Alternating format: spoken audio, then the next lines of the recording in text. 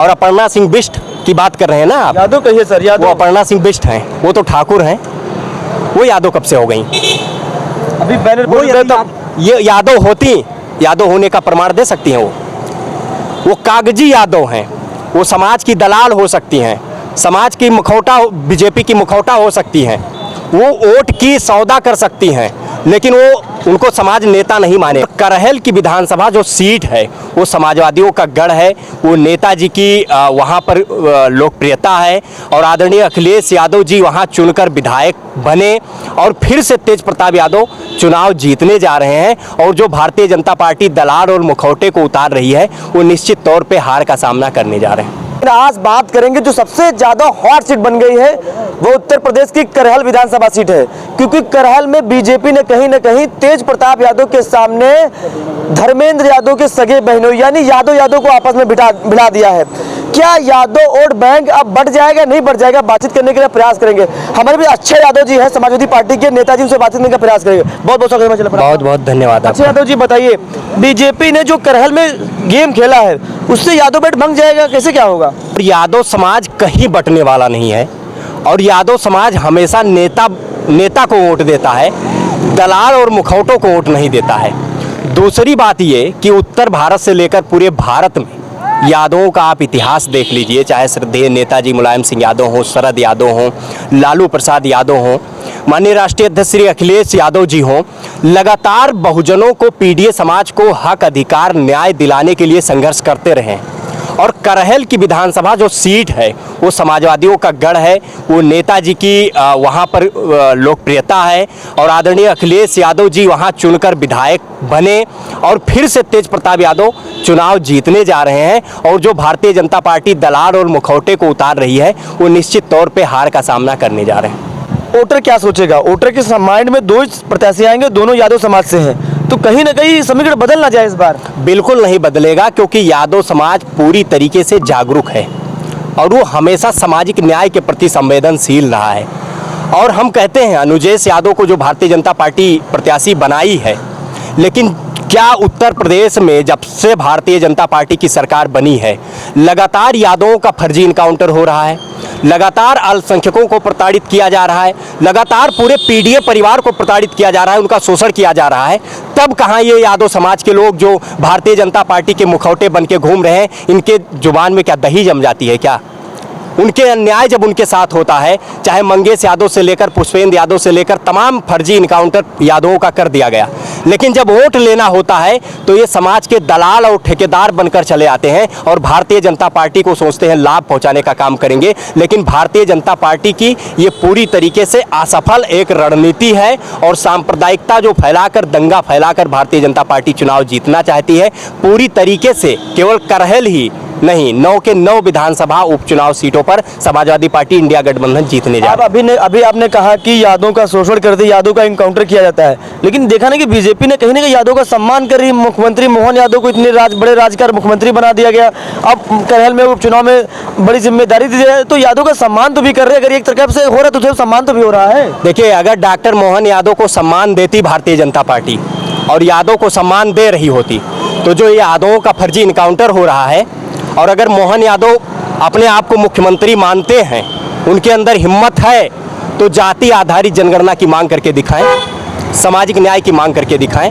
लगातार जिस तरीके से ओबीसी के आरक्षण को समाप्त किया जा रहा है, निष्प्रभावी किया जा रहा है, एससी एसटी के आरक्षण को निष्प्रभावी किया जा रहा है, क्या डॉक्टर मोहन यादव के अंदर हिम्मत है कि बोल सकें? नहीं बोल सकते हैं। हमने क्या कहा कि भारतीय जनता पार्टी नेता नहीं देती है, मुखौटा और दलाल देती है, तो डॉक्टर मोहन यादव को एक कठपुतली के तौर पर बनाकर बैठा तो दिए हैं, लेकिन वो कभी समाज की बात नहीं कर सकते हैं, सामाजिक न्याय की बात नहीं कर सकते हैं। जो भारतीय जनता पार्टी की रणनीति रही है, सांप्रदायिक दंगा फैलाना और संविधान विरोधी गतिविधियां कदम उठाना, उनकी जो नीति रही है उसी पर चलने का कार्य करेंगे। और वो संघी हैं, आरएसएस के व्यक्ति हैं डॉक्टर मोहन यादव, और जितने भी वो दलितों, बैकवर्डों को भारतीय जनता पार्टी प्रतिनिधित्व देती है वो केवल दलाल और मुखौटे हैं। असली लड़ाई अगर पीडीए की कोई लड़ सकता है संविधान को बचाने के लिए, आरक्षण को बचाने के लिए, सामाजिक न्याय को स्थापित करने के लिए, जाति आधारित जनगणना करवाने के लिए, तो वो समाजवादी पार्टी के राष्ट्रीय अध्यक्ष पीडीए नायक आदरणीय श्री अखिलेश यादव जी हैं, जो लगातार पीडीए को हक और अधिकार दिलाने के लिए संघर्ष कर रहे हैं और आने वाले समय में निश्चित तौर पर जाति आधारित जनगणना होकर रहेगा और जिसकी जितनी संख्या भारी उसकी उतनी हिस्सेदारी इस नारे को इम्प्लीमेंट करने का काम माननीय श्री अखिलेश यादव जी करेंगे। बीजेपी कहीं ना कहीं यादव परिवार में सेंध मारने का पूरा प्रयास कर रही है। देखिए, अर्पणा यादव को सब पार्टी में शामिल हो गई, अब उनको महिला सभा का उपाध्यक्ष बना दिया गया। उसके बाद अनुजेश यादव को कहीं ना कहीं यादव परिवार में सेंध मारी जा रही है। इससे कामयाबी बीजेपी को मिलेगी नहीं मिलेगी? बीजेपी की पूर्ण रूप से असफल रणनीति है। और अपर्णा सिंह बिष्ट की बात कर रहे हैं ना आप? यादव कहिए सर, यादव। वो अपर्णा सिंह बिष्ट हैं, वो तो ठाकुर हैं, वो यादव कब से हो गई? अभी बैनर वो ये यादव होती, यादव होने का प्रमाण दे सकती हैं? वो कागजी यादव हैं, वो समाज की दलाल हो सकती हैं, समाज की मुखौटा, बीजेपी की मुखौटा हो सकती हैं, वो वोट की सौदा कर सकती हैं, लेकिन वो उनको समाज नेता नहीं मानेगा। तो मुलायम सिंह यादव को छोटी बहू के नाम से जाना जाता है। देखिए, वो निश्चित तौर पे, लेकिन मैं कहता हूँ राजनीतिक तौर रूप में और सामाजिक रूप में क्या वो कभी बहुजनों की बात करती हैं? कि यादव के हक और बैकवर्ड के हक और अधिकार की बात कर पाती हैं? नहीं। वो केवल एक तरीके से व्यक्तिगत स्वार्थ के लिए भारतीय जनता पार्टी को और जो आरएसएस की रणनीति है, बांटो और राज करो, उसको मजबूत करने का काम कर रही हैं। वो तो ये बात कह रही थी कि हम मतलब मुख्यमंत्री जी की और प्रधानमंत्री जी नीतियों को मतलब समझते हुए बीजेपी में ज्वाइन किया है। अगर उनकी इतनी बड़ी हैसियत होती तो लोकसभा बीजेपी क्यों नहीं लड़ाई उनको? वो टिकट के लिए लगातार विधानसभा में हो, लोकसभा में हो, यहाँ तक कि वो मेयर का चुनाव भी लड़ने के लिए तैयार थी, हमें सुनने में आया है, लेकिन उनको एक चुनाव का टिकट नहीं मिल पा रहा है। और नेताजी, श्रद्धेय नेताजी, जो पूरे भारत ही नहीं, सूडान से लेकर नेपाल से लेकर पूरे दुनिया में कहीं भी समाजवाद की बात होती है तो श्रद्धेय मुलायम सिंह यादव का नाम लिया जाता है। नेताजी की इतनी बड़ी शख्सियत है, नेताजी उपेक्षित वंचित वर्ग की लगातार लड़ाई लड़ते रहे हैं और उनकी इतने औकात है, वो महिला सभा की उपाध्यक्ष बनी, जो यहाँ आम गरीब छात्र नौजवान हम लोग माननीय राष्ट्रीय अध्यक्ष हजारों उपाध्यक्ष बनाकर घुमा रहे हैं, तमाम फ्रंटल में घूम रहे हैं। उनकी क्या औकात है आप बता दीजिए? एक अपने समाज के व्यक्ति अपने लोगों की मदद कर सकती हैं। आज सरकार में है भारतीय जनता पार्टी, क्या न्याय दिला सकती हैं कि केवल वोट का सौदा करने के लिए, वोट की राजनीति करने के लिए और ठेकेदारी दलाली करने के लिए वो भारतीय जनता पार्टी में राजनीति करें? आपके हिसाब से, अक्षय यादव के हिसाब से महिला सभा का जो उपाध्यक्ष पद उनके लिए छोटा आपके हिसाब से है? निश्चित तौर पे।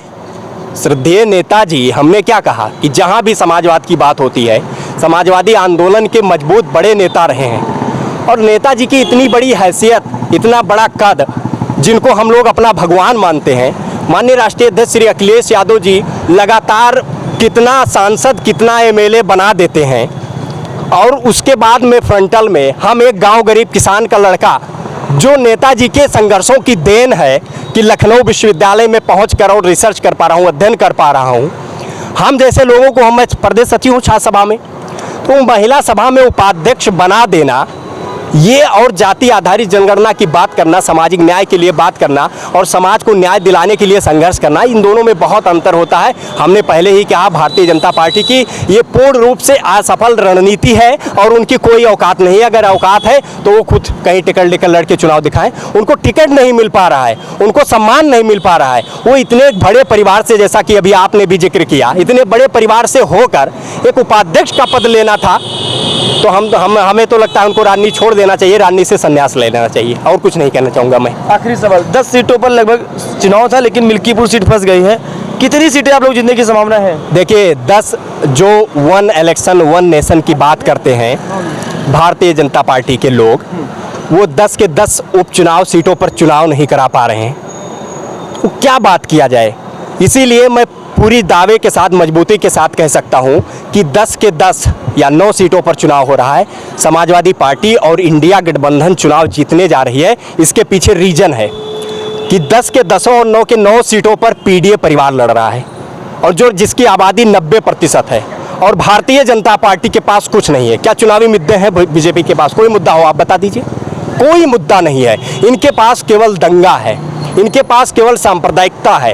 बांटो और राज करो केवल रणनीति है। अभी बहराइच को इन्होंने जला दिया, बहराइच दंगा भड़काने का काम बीजेपी ने जलवाया। कैसे कैसे बीजेपी पूरे जब किसी नहीं सुनिए किसी के घर पर जाकर झंडा फहराने की क्या जरूरत थी? उसमें बीजेपी ने कहा था भाई साहब ब्लेम मत लगाइए। मैं कहता हूं वहां की प्रशासन ने क्यों परमिशन दिया? ये प्रशासन की रिस्पांसिबिलिटी नहीं है क्या? ये शासन की रिस्पांसिबिलिटीज नहीं है क्या?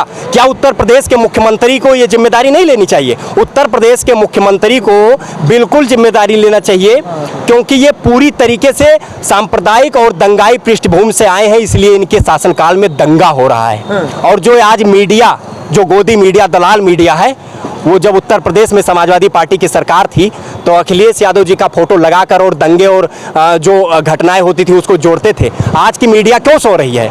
क्या उत्तर प्रदेश सरकार की ये जिम्मेदारी नहीं है?